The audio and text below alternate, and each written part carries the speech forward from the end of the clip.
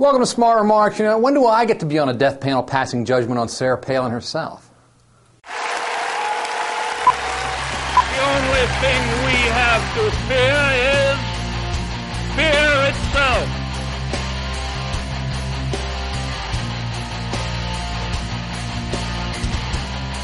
So the teabag riots continue, with our own Senator Earl Inspector being screamed at in a couple of nearby town hall meetings last night by people who are outraged at the socialist health care plan, but you keep your hands off my Medicare because that's not socialism somehow.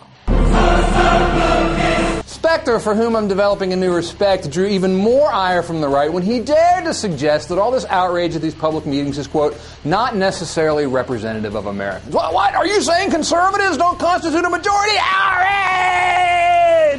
Wait a minute. Specter's right. How many of the protesters at these town hall meetings do you think voted for Obama? My guess is 0. No, these are Republicans. This is the Fox News Rush Limbaugh demographic.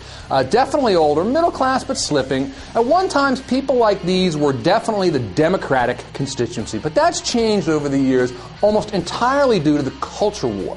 Republican fiscal policies have actually harmed these people. But the Democrats back abortion and gay rights, and they want to take away your guns. So these are self-identified, vehement conservatives who've been exploding at these town hall meetings. But they lost last fall's election, didn't they? Pretty badly, right? A large majority of Americans voted for Barack Obama and voted for change.